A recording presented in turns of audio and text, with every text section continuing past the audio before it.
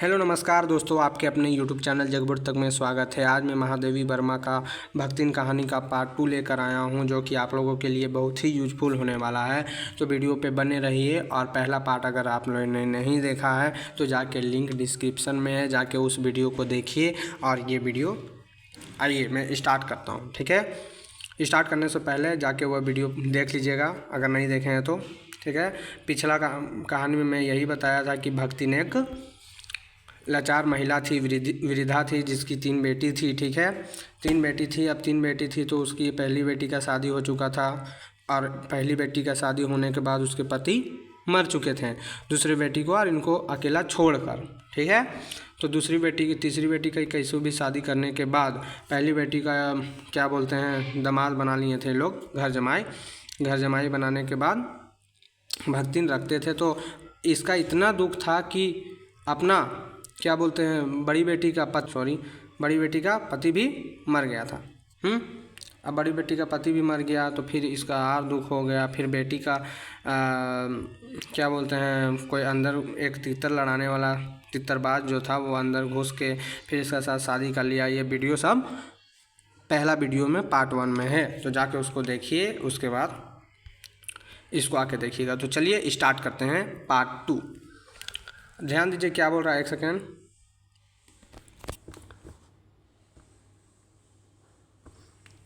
भक्तिन अच्छी है यह कहना कठिन होगा, क्योंकि उसमें दुर्गुणों का अभाव नहीं। यानी कि भक्तिन अच्छी है यह कहना कठिन होगा, क्योंकि उसमें जो गुण है दुर्गुण भरा हुआ है बहुत सी सारा। जैसे वह गंदा धोती पहनती थी, वह क्या बोलते हैं देहाती जैसा रहती थी।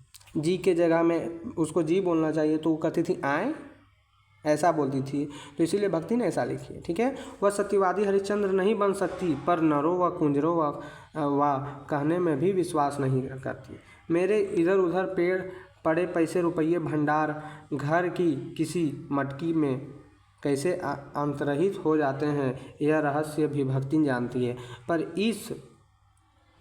पर उस संबंध में किसी के संकेत करते ही वह उसे शास्त्रार्थ के लिए चुनौती दे डालती है, जिसको स्वीकार कर लेना किसी तर्क शिरोमणि के लिए संभव नहीं। यह उसका अपना घर ठहरा, पैसा रुपया जो इधर उधर पड़ा देखा संभाल कर रख लिया। यानी कि देखिए ध्यान दीजिए, जो महादेवी वर्मा थे पैसा इधर उधर बिक देते थे, तो भक्तिन उसको देखती थी। तो गांव में जैसे कि कोई रखते हैं ना, चीनी का डिब्बा में रख दिए तो चावल का डिब्बा में रख दिए पैसा, तो वैसा ही वह पैसा को संभाल कर रख देती थी अपना घर समझ कर। ठीक है, जिसको स्वीकार कर लेना किसी तर्क शिरोमणि के लिए संभव नहीं है। यह उसका अपना घर ठहरा, पैसा रुपया इधर उधर पड़ा संभाल कर रख लिया। यह क्या चोरी है? उसके जीवन का परम कर्तव्य मुझे प्रसन्न रखना है। यानी कि उस जो भक्तिन है उसका सबसे जीवन का परम कर्तव्य जो है वह महादेवी वर्मा को खुश रखना ही है। ठीक है, जिस बात से मुझे क्रोध आ सकता है उसे बदलकर इधर उधर करके बताना क्या झूठ है? देखिए महादेवी वर्मा का जब क्रोध आ जाता था तो वो बात को इधर उधर को करके बदल कर उन्हें मतलब क्या बोलते हैं गुस्सा से मुक्त करती थी। तो यह क्या झूठ है? इतना चोरी और इतना झूठ तो धर्मराज महाराज में भी होगा। समझे, धर्मराज महाराज का बात हो गया, में भी होगा। नहीं तो भगवान जी को कैसे प्रश्न रख सकते हैं और संसार को कैसे चला सकते हैं? चलिए आगे बढ़ते हैं, एक सेकंड।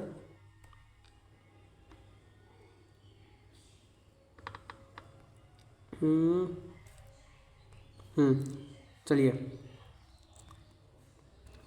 कि शास्त्र में लिखा है, एक सेकेंड। शास्त्र पढ़ना। शास्त्र का प्रश्न भी भक्तिन अपनी सुविधा के अनुसार सुलझा लेती। समझे, शास्त्र का जो प्रश्न पूछा जाता है या कभी भी कुछ होता तो वो अपना सुविधा के अनुसार सुलझा लेती है। मुझे स्त्रियों का सिर घुटाना अच्छा नहीं लगता। मैंने भक्तिन को रोका। उसने अकुंठित भाव से उत्तर दिया कि शास्त्र में लिखा है। कुतूहलवश में कुछ में पूछे ही बैठी, क्या लिखा है? यानी कि वो बोली ना कि शास्त्र में लिखा है, तो महादेवी वर्मा बोलती है क्या लिखा है? तुरंत उत्तर मिला, तीरथ गढ़ मुड़ाए सिद्ध। यानी कि तीरथ गढ़ मुड़ाए सिद्ध। कौन से शास्त्र में यह रहस्य सूत्र है? यानी देखिए, तीरथ जाने के बाद मुड़ाएंगे शीश, ठीक है। यह जान लेना मेरे लिए संभव ही नहीं था, अतः मैं हारकर मौन हो रही और भक्तिन का चूड़ाक्रम और हर बृहस्पतिवार को एक दरिद्र नापिका के गंगाजल से धुले स्तर में द्वारा यथाविधि निष्पन्न होता रहा। ध्यान दीजिए, सुनिए।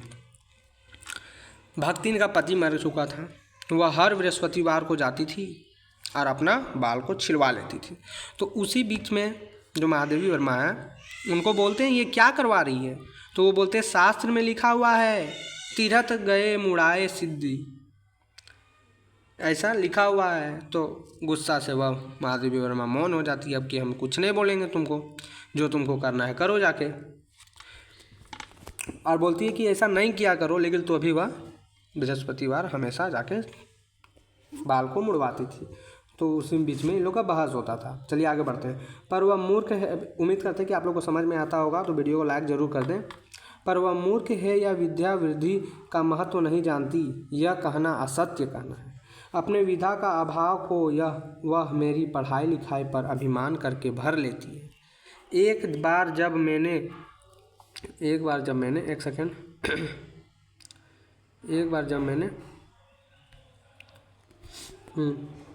सेकंड रुक जाइए, कहाँ आ गया?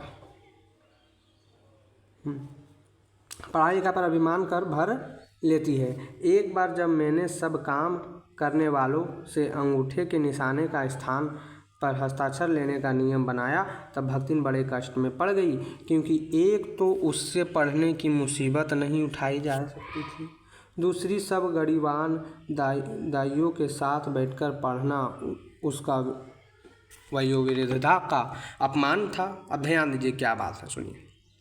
अब उसको लेखिका भक्तिन को बोलती थी कि तुम पढ़ाई करो, लेखिका भक्तिन को बोलती थी कि तुम पढ़ो, लेकिन वो पढ़ती नहीं थी। बोलती क्या थी कि अगर हम आप ही जैसा पढ़ें तो खाना वाना घर का काम कौन करेगा?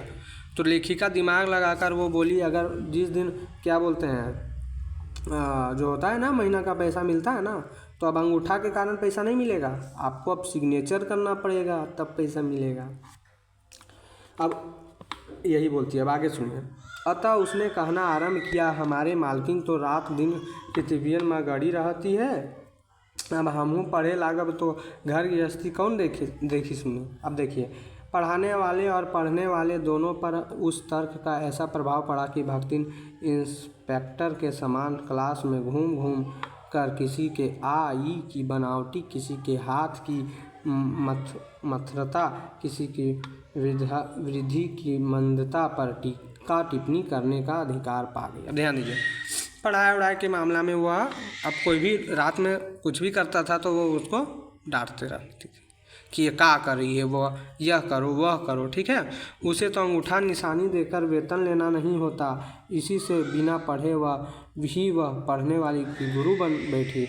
वह अपने तर्क ही नहीं, तर्कहीनता के लिए भी प्रमाण खोज लेने में पट्टू है। अपने आप को महत्व देने के लिए ही वह अपनी मालकिन से असाधारणता देना चाहती है, पर उसके लिए भी प्रमाण की खोज ढूंढ आवश्यक हो उठती है। जब एक बार में उत्तर पुस्तकों और चित्रों को लेकर व्यस्त थी, तब भक्तिन सबसे कहती है, घूमी बिचरियऊ तो रात दिन काम माँ झुकी रहती है।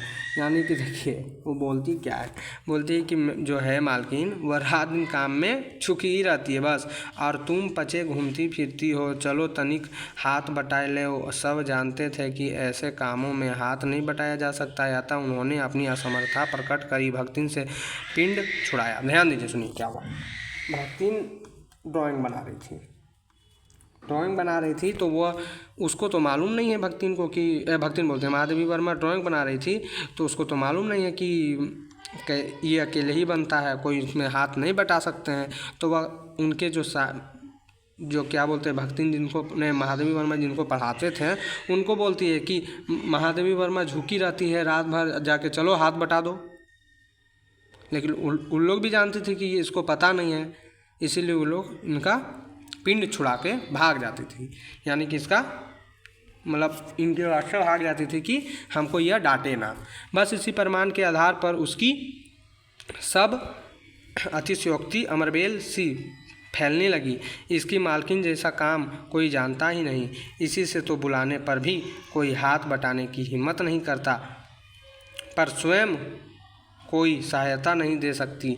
इसे मनाना अपनी हीनता स्वीकार करना है। इसी से वह द्वार पर बैठकर बार बार कुछ काम बताने का आग्रह करती है। कभी उत्तर, एक सेकेंड, हाँ, कभी उत्तर पुस्तकों को बांधकर, कभी अधूरे चित्र को कोने में रखकर, कभी रंग की प्याली धोकर और कभी चटाई को आंचल में झाड़कर वह जैसी सहायता पहुंचाती है, उससे भक्तिन का अन्य व्यक्तियों के अधिक बुद्धिमान होना प्रमाण हो जाता है। ध्यान दीजिए, लेखिका लिखती है, क्या लिखती है, जब वह बार बार काम बताने का आग्रह करती है, कभी उत्तर पुस्तकों को बांधती है, यानी कि जो क्वेश्चन है, उत्तर आंसर और क्वेश्चन रहते हैं उसको बांधकर, कभी अधूरे चित्र को कोने में रखकर, सब कुछ रख देती है इधर उधर, मतलब जो जो काम है तो छोटा मोटा काम कर देती है, तो उसी से उसका बुद्धिमान होना प्रमाणित हो जाता है। ठीक है, लेखिका यह लिख रही है, वह जानती है कि जब दूसरे मेरा हाथ बटाने की कल्पना तक नहीं कर सकते हैं, तब वह सहायता की इच्छा की क्रियात्मक रूप देती है। यानी कि वह सोचती है कि मुझे कोई काम दे कि मैं कर दूं। ठीक है, इसी से मेरी किसी पुस्तक के प्रकाशित होने पर उसके मुख पर प्रसन्नता की आभा वैसे ही उद्भासित हो उठती है जैसे स्विच दबाने से बल्ब में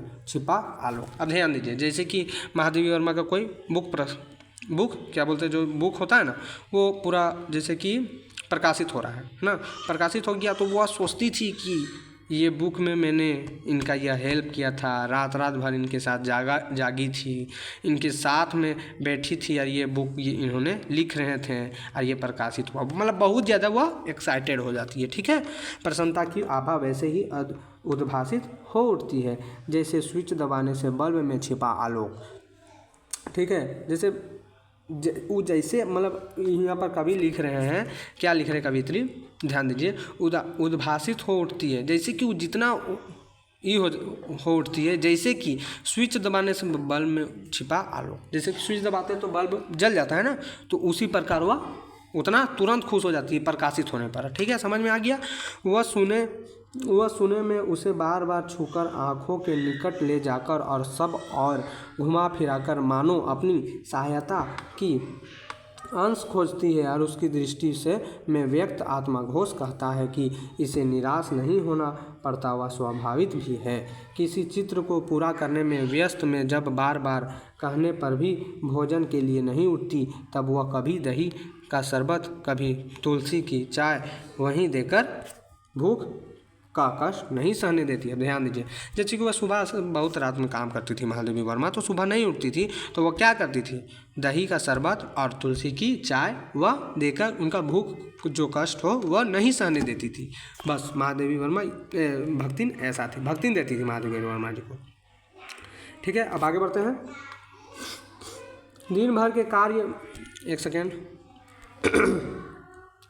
दिन भर के कार्यभार से छुट्टी पाकर जब मैं कोई लेख समाप्त करने या भाव का छंदबद्ध करने बैठती हूँ, तब छात्रावास की रोशनी बुझ चुकती है। मेरी हिरनी सोना तख्त के पैताने फर्श पर बैठकर पागुर करना बंद कर देती है। कुत्ता बसंत छोटी मछिया पर पंजों में मुख रखकर आंखें मूंद लेता है, और बिल्ली को अंधुली मेरे तकिए में पर सिकुड़कर सो रहती है। पर मुझे रात की निस्तब्धता में अकेली न छोड़ने के विचार से कोने में दरी के आसान पर बैठकर बिजली की चाकाचौंध से आंखें मिचमिचाती हुई भक्तिन पर शांत भाव से जागरण करती है। ध्यान दीजिए, आप सुनिए, उनके जो कुत्ता थे, ठीक है, मेरी हिरनी सोने तक में उनको सो जाती थी, मतलब जो बिल्ली था, बिल्ली रखी थी, ठीक है, कुत्ता का नाम लेते हैं, सॉरी बिल्ली रखी थी, ठीक है, बिल्ली रखने के बाद हिरनी रखी थी, जो सब जो भी थे वो सो जाती थी।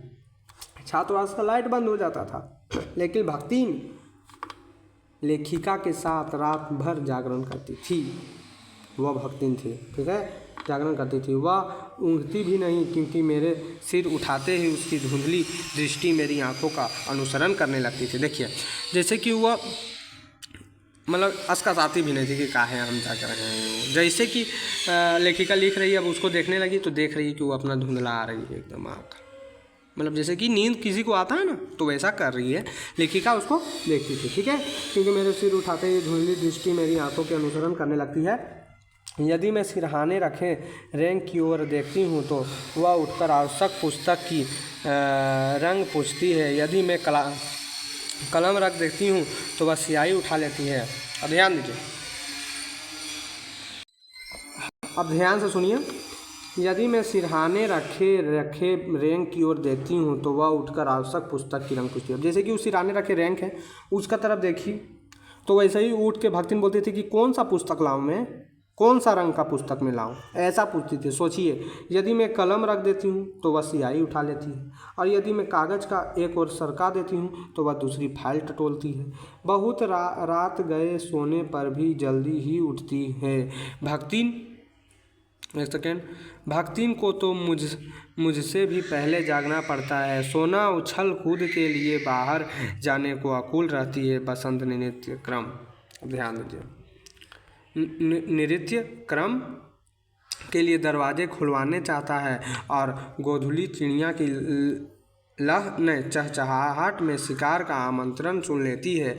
मेरे भ्रमण की भी एकांत साथिन भक्तिन ही रही है। बंदरी, केदार आदि के ऊंचे नीचे और तंग पहाड़ी रास्ते में जैसे वह हट करके मेरे आगे चलती रही है, वैसे ही गांव की धूल भरी पगडंडी पर मेरे पीछे रहना नहीं भूलती। किसी भी समय कहीं भी जाने के लिए प्रस्तुत होते ही मैं भक्तिन को छाया का समान साथ पाती हूँ। अब देखिए, भक्तिन इतना घुल मिल गई थी कि लेखिका को सोने के बाद सोती थी और लेखिका के उठने से पहले उठती थी। किसके लिए? लेखिका के लिए उठती थी। भक्तिन इतने, मतलब सोचिए कि एक लगाव हो चुका था। ठीक है, अब ध्यान दीजिए, धूलभरी पगडंडी के पशु समान साथी पाती हूँ। अब देखिए, वो कहीं भी जाती थी तो वह अपना साथी, मतलब भक्तिन अपने साथी बनकर उसको वो भी जाती थी। ठीक है, अब ध्यान दीजिए, अभी आर पॉइंट में आ गया। देश, एक सेकेंड, युद्ध को देश की सीमा में बढ़ते देख जब लोग आतंकित हो उठे, तब भक्तिन बेटी दामाद उसके नाती को लेकर बुलाने आ पहुँचे। भक्तिन के जो बेटी दामाद थे उसके नाती को लेकर बुलाने आ पहुँचे, पर बहुत समझाने बुझाने पर भी वह उनके साथ नहीं जा सकी। सबको वह देख आती, रुपया भेज देती, पर उनके साथ रहने के लिए मेरा साथ छोड़ना आवश्यक है, जो संभवतः भक्तिन का जीवन अंत तक स्वीकारना होगा। ध्यान दीजिए क्या बोल रही है भक्ति महादेवी वर्मा, भक्तिन का जीवन का स्वीकार ना होगा। समझ में आ गया? अब ध्यान दीजिए क्या बात है। युद्ध को जब देश सीमा बढ़ने लगी, तब वह, जब युद्ध अब उस वक्त हो रहा था देश में, ठीक है, तब उसके जो बेटी दामाद और उसके नाती को लेकर, नाती है, वह बुलाने के लिए भक्तिन को आ गए, मगर बहुत समझाने के बाद भी भक्तिन नहीं गई। पैसा भेज देती थी, जाके मिल कर आ जाती थी, लेकिन वह घर में जाकर अब नहीं रहने लगी। अब वह लेखिका को छोड़ नहीं पा रही थी। ठीक है, यही लेखिका चीज बता रहे हैं। अब आगे बढ़ते हैं। जब गत वर्ष, ध्यान दीजिए, वो क्वेश्चन कर लेते हैं उसके बाद। लेखिका भक्तिन को किस समान पाती थी? लेखिका भक्तिन को किस समान पाती थी? अपने छाया के समान। ठीक है, ये सब नोट करते जाइएगा। अगर नोट भी नहीं कीजिएगा तो इसके बाद यह वीडियो में ये पूरा कहानी ख़त्म हो जाएगा, और इसके बाद आएगा उसका क्वेश्चन आंसर पूरा ऑल टोटल। ठीक है, तो आगे बढ़ते हैं। एक सेकंड। जब गत वर्ष युद्ध के भूत ने वीरता के स्थान पर पलायन वृत्ति जगा दी थी, तब भक्तिन पहली बार सेवा की विनीत मुद्रा के साथ मुझसे गांव चलने का अनुरोध करने आई। वह लकड़ी रखने का मचान पर अपनी नई धोती बिछाकर मेरे कपड़े रख देगी, दीवार में किले गाड़कर और उन पर तख्ते रखकर मेरी किताबें सजा देगी, धान के पुआल का गोदरा बनवाकर और उस पर अपना कंबल बिछाकर वह मेरे सोने का प्रबंध कर देगी, मेरे रंग स्याही आदि को नई हड्डियों में सजोकर रख देगी और कागज पत्रों को छीके में यथाविधि एकत्र कर देगी। ध्यान दीजिए, उस वक्त पूरा युद्ध चल रहा था। युद्ध चलते चलते जब पूरा ज़्यादा युद्ध बढ़ गया, तब इन लोगों को डर हो गया। ठीक है, उसके बाद भक्तिन उसके बाद भक्तिन क्या की, अब ध्यान दीजिए। उसके बाद भक्तिन उनको बोली कि चलिए मेरे गांव में चलिए, मैं वहीं पर आपका सेवक विनती मुद्रा का मतलब सेवक निभाऊंगी। धोती बिछाकर मेरे कपड़े रख देगी, दीवार में गाड़ कर जो कीले गाड़ कर क्या बोलते हैं तख्ते रख देगी, किताबें सजा देगी और पुआल से उनका बेड निर्माण कर देगी। वो चीज़ वह महादेवी वर्मा जी को बोल रहे हैं। मेरे पास वहाँ जाकर रहने के लिए रुपया नहीं है, यह मैंने भक्तिन का प्रस्ताव को अवकाश न देने के लिए कहा था। तो देखिए ध्यान दीजिए, जब महादेवी वर्मा उनको बोली कि मेरे पास पैसा नहीं है, मैं आपको पैसा नहीं दे पाऊँगी, तब फिर भक्तिन क्या कहती है, ध्यान दीजिए। पर उसके परिणाम ने मुझे विस्मित कर दिया। भक्तिन महादेवी वर्मा बोल रहे हैं कि उसके परिणाम ने मुझे विस्मित कर दिया। जब लेखिका भक्तिन का जवाब सुनी तब लेखिका पूरा एकदम ये हो गई, विस्मित हो गई कि भक्तिन ऐसा सोचो कि ये कितना मेरा यह है, क्या नाम है, मेरा सेवक ही है, सेवक मानती थी वह। ठीक है, अब ध्यान दीजिए। भक्तिन पर परम रहस्य का उद्घाटन करने की मुद्रा बनाकर और पोपला मुंह मेरे कान के पास लाकर होले होले बताया कि उसके पास 5 बीसी और 5 रुपया गड़ा रखा है। अब ध्यान दीजिए, उसने क्या बताया। भक्तिन जाके महादेवी वर्मा के कान में क्या बोला कि मैं अपने वहाँ पर पैसा गाड़ कर रखी हूँ, कुछ पैसा, इसी से वह सब प्रबंध कर लेगी। फिर लड़ाई तो कुछ अमरौती खाकर आई नहीं है, जब सब ठीक हो जाएगा तब यही लौट आएंगे। देखिए वह क्या बोली, लड़ाई तो अमरौती खाकर आई नहीं है कि वह लड़ाई होते रहेगा, जब सब लड़ाई ठीक हो जाएगा तब मैं वापस यहाँ आ जाऊँगी हम लोग।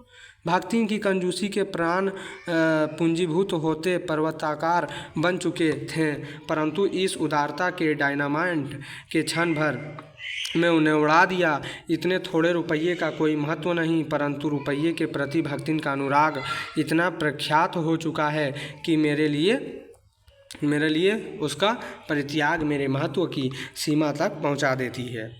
ध्यान दीजिए, भक्तिन और मेरे बीच में सेवक स्वामी का संबंध है। सेवक स्वामी, अभी हम बताए थे कि सेवक में मानते थे, सेवक स्वामी का संबंध है।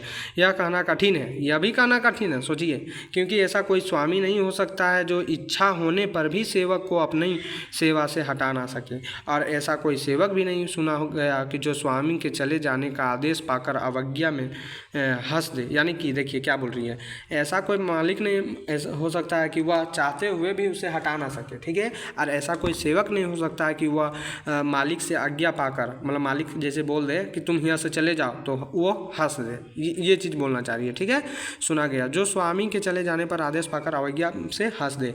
भक्तिन को नौकर कहना उतना ही असंगत है जितना अपने घर में बारी बारी से आने जाने वाले अंधेरे उजाले और आंगन में फूलने वाले गुलाब और आम के सेवक मानना। ठीक है, समझ में आ गया। वे जिस प्रकार एक अस्तित्व रखते हैं, जिस सार्थकता देने के लिए ही हमें सुख दुख देते हैं, उसी प्रकार भक्तिन का स्वतंत्र व्यक्तित्व अपने विकास के परिचय के लिए ही मेरे जीवन को घेरे हुए हैं। ध्यान दीजिएगा, जो भक्तिन का जो परिचय है, व्यक्तित्व है, वही महादेवी वर्मा को घेर कर रखा है, नहीं तो यह कब कर उनको हटा दी रहती कि तुम यहाँ से चले जाओ। ठीक है, लेकिन रियली बात तो यह है कि महादेवी वर्मा भी उनसे लगाव हो गया था। ठीक है, और ध्यान दीजिएगा, परिवार और परिस्थिति के कारण स्वभाव में जो विषमताएं उत्पन्न हो गई हैं, उनके भीतर से एक स्नेह और सहानुभूति की आभा फूटती रहती है। इसी से उसके संपर्क में आने वाले व्यक्ति तो उसमें जीवन की सहज मरम्मता ही पाते हैं। छात्रावास की बालिकाएं में आपकी चाय बनवाने के लिए देहली पर बैठी रहती है, कोई बाहर खड़ी मेरे लिए बने नाश्ते को चखकर उसके स्वाद की विवेचना करती रहती है। मेरे बाहर निकलने ही चिड़िया के समान उड़ जाती है और भीतर आते ही यथास्थान विराजमान हो जाती है, उन्हें आने में रुकावट ना हो। संभवतः इसी से भक्तिन अपना दोनों जून का भोजन सवेरे ही बनाकर ऊपर के आले में रख देती है और खाते समय चौके का एक कोना धोकर पाक छत के सनातन नियम से समझौता कर लेती है। चलिए आगे बढ़ते हैं। मेरी परिचितों और साहित्य के बंधुओं में से भी सभी भक्तिन विशेष परिचित है। देखिए ध्यान दीजिए, जिनके अब बताइए महादेवी अब इतना दिन से वर आ रही है तो महादेवी वर्मा के जितने परिचितों हैं उनसे भी तो भक्ति जरूर है कि मिलेगी ही, परिचित भी होगी, पर उनके प्रति भक्ति के समान की मात्रा मेरे प्रति उनके समान की मात्रा पर निर्भर है और यह सद्भाव उनके प्रति मेरे सद्भाव से निश्चित होता है। इस संबंध में भक्ति की सहज बुद्धि विस्मित कर देने वाली, वह किसी को आकार प्रकार और वेशभूषा से स्मरण करती है और किसी को नाम अप्रभन द्वारा, ध्यान दीजिए, और किसी को वेशभूषा से भी मतलब जानती है और किसी को अपने नाम दे देती थी कि हम किसी को अपना मतलब किसी का पहले नाम होता होगा तो उससे नाम से वह नहीं जान पाती थी कि और पुकार पाती थी, इसीलिए यह अपना नाम दे देती थी उसको कि मैं इसको जान सकूं। कवि और कविता के संबंध में उसका ज्ञान बढ़ा है पर आदर भाव नहीं। किसी के लंबे बाल और अस्त व्यस्त वेशभूषा देखकर वह का उठती का आहू कवित लिखे जानत है और तुरंत ही उसकी अवज्ञा प्रकट हो जाती। तब ऊ कुछो करिए धरिए ना बस गली गली गाउत बजाए फिरिए समझे, तो कुछ करिए धरिए ना बस गली गली गाउत बजाउत फिरिए, बस यही चीज़ बोल देती थी, मतलब किसी को बोल देती थी, ठीक है। पर सबका दुख उस प्रभावित कर सकता था एक सेकंड। विद्यार्थी वर्ग में से कोई जब कारागार का अतिथि हो जाता है तब उस समाचार का व्यथित भक्तिन बीता बीता भरे लड़कन का जेहल कलयुग रहा तौन रहा अब परलय हो जाए उनकर माय का बड़े लाट तक लड़े चाही कहकर दिन भर सबको परेशान करती है। बापू से लेकर साधारण व्यक्ति तब उसके प्रति भक्ति की सहानुभूति एक रस मिलती है। ध्यान दीजिए क्या ये बोल रही है, अगर महादेवी वर्मा को कोई जेल ले जाए तो वह भी जाएगी और वह नहीं उसको लेते जाएंगे तो वह बहुत बड़े लाट तक लड़ेगा चाहिए, वह अपना बहुत बड़ा वकील तक भी लड़ने के लिए वो तैयार हो गई है अपने किसके लिए, भक्तिन के लिए, ठीक है। भक्तिन के संस्कार ऐसे हैं कि वह कारागार से वैसे ही डरती है जैसे यमलोक से। ऊंची दीवार देखते ही वह आंख मूंदकर बेहोश हो जाना चाहती है। उसकी यह कमजोरी इतनी प्रसिद्ध पा चुकी है कि लोग मेरे जेल जाने की संभावना बताकर उसे चढ़ाते रहते हैं। वह डरती नहीं, यह कहना सत्य होगा, पर डर से भी अधिक महत्व मेरे साथ का ठहरता है। वह डरती नहीं है जेल जाने से, लेकिन डर से भी सबसे ज़्यादा उसको डर क्या लगता है कि वह क्या बोलते हैं, महादेवी वर्मा जेल चल जाएगी और मैं अलग हो जाऊँगी, मैं महादेवी वर्मा जी के साथ में जेल जाऊँगी। और उनके वहाँ के जो लोग थे चिढ़ाते रहते थे कि वह जेल चल जाएगी और तुम नहीं जाएगी, ऐसा चिढ़ाते रहते थे उसको, ठीक है। अब ध्यान दीजिएगा, आगे बढ़ते हैं। उसके बाद भक्तिन चुपचाप मुझसे पूछने लगती है कि वह अपनी के धोती साबुन से साफ कर ले जिससे मुझे वहाँ उसके लिए लज्जित ना होना पड़े, क्या क्या सामान बांध ले जिससे मुझे वहाँ किसी प्रकार का असुविधा ना हो सके। ऐसी यात्रा में किसी को किसी के साथ जाने का अधिकार नहीं है। यह आश्वासन भक्तिन के लिए कोई मूल्य नहीं रखती। वह मेरे ना जाने की कल्पना से इतनी प्रसन्न नहीं होती जितनी अपने साथ न जा सकने के संभावना से अपमानित। अब ध्यान दीजिए क्या ये बोलना चाह रही है। यह बोलना चाह रही है अपनी मतलब बोल रही है महादेवी वर्मा जी से कि आप धोती को साबुन से साफ करके रख लें क्योंकि मुझे अपमानित ना होना पड़े, क्योंकि वह गंदा धोती रखती थी, ठीक है। उसके बाद जो भी असुविधा ना हो इसीलिए कुछ सामान भी बांध लें। और ध्यान दीजिए यह आश्वासन भक्तिन के लिए मुझे कोई मूल्य नहीं रखता। अगर वह लेखिका जेल ना जाए तो उससे वह जेल चली जाए उससे वह दिक्कत नहीं था, लेकिन सबसे ज़्यादा भक्तिन को दिक्कत यह होता था कि लेखिका जेल चल जाएगी और मैं जेल नहीं जा सकूँगी। अब मुझे मतलब क्या बोलते हैं भक्तिन के साथ जाना है, मैं लेखिका के साथ जाना है जेल। भला ऐसे अंधेरे हो सकता है जहां मालिक वहां नौकर मालिक को ले जाकर बंद कर देने में इतना अन्याय नहीं, पर नौकर को अकेले मुक्त छोड़ देने में पहाड़ के बराबर अन्याय है। अब ध्यान दीजिए क्या बोलती है भक्तिन कि मालिक को ले जाकर अब बंद कर देगा जेल में और नौकर को छोड़ देगा तो ये सबसे बड़ा अन्याय है, तो पहाड़ के बराबर अन्याय है। ऐसा अन्याय होने पर भक्तिन को बड़े लाट तक लड़ना होगा। यानी कि भक्तिन बोलती है अगर ऐसा अन्याय होगा तो मैं बहुत बड़ा लाट तक जाकर लड़ूंगी, यानी कि वकील से लड़ूंगी, बहुत बड़ा कोर्ट में जाकर मैं लड़ूंगी। ऐसा अन्याय नहीं होना चाहिए, मुझे महादेवी वर्मा जी से अलग नहीं करना चाहिए। किसी की माँ यदि बड़े लाट तक नहीं लड़ी तो नहीं लड़ी, पर भक्तिन का तो बिना लड़े काम ही नहीं चल सकता। ऐसे विषम प्रतिद्वंद की स्थिति कल्पना में भी दुर्लभ है। मैं प्रायः सोचती हूँ कि जब ऐसा बुलावा आ पहुँचेगा जिसमें ना धोती साफ करने की अवकाश रहेगी, ना समय रहेगी, यानी कि अवकाश यानी कि समय रहेगी, ठीक है, ना सामान बांधने का, ना भक्तिन को रोकने का अधिकार होगा, ना मुझे रोकने का, तब चीर विदा के अंतिम क्षणों में यह देहातिन की वृद्धा क्या करेगी और मैं क्या करूँगी। भक्तिन की कहानी अधूरी है, पर उसे खोकर मैं इसे पूरा नहीं करना चाहती हूँ। अब कहानी ख़त्म हो गया। अब ध्यान दीजिए क्या बोल रही है यह बोल रही है यही कि ना भक्तिन को, जब मुझे जेल लेते जाएंगे तो ना मैं कोई सामान बांध पाऊँगी, ना भक्तिन को रोकने का अधिकार होगा, ना मुझे रोकने का। तब चीर विदा के अंतिम क्षणों में यह देहातिन वृद्धा क्या करेगी और मैं क्या करूँगी। भक्तिन की कहानी अधूरी है, पर उसे खोकर मैं इसे पूरी नहीं करना चाहती हूँ। बस कहानी ख़त्म हो गया। अगर कहानी में ज़रा सा भी अच्छा लगा होगा तो चैनल को सब्सक्राइब जरूर कीजिएगा और वीडियो को लाइक ज़रूर कीजिए। अगला वीडियो में ये जो 6 क्वेश्चन है, 6 क्वेश्चन पूरी आएगा। और अगर आप लोग अच्छे से समझे हैं तो आप लोग ये 6 क्वेश्चंस को बनाने का ज़रूर कष्ट करें और कमेंट कर दीजिए कि मैं बनाया हूँ, तो कमेंट कर दीजिए कि मैं बनाया हूँ और अपना नंबर सेंड कर दीजिएगा और मैं उनको व्हाट्सएप में मैसेज करूँगा और वो अपना पूरा क्वेश्चन आंसर भेज देंगे। तो वीडियो हो गया ख़त्म। जय हिंद, जय भारत। अगले वीडियो में क्वेश्चन आंसर में मिलते हैं। बाय।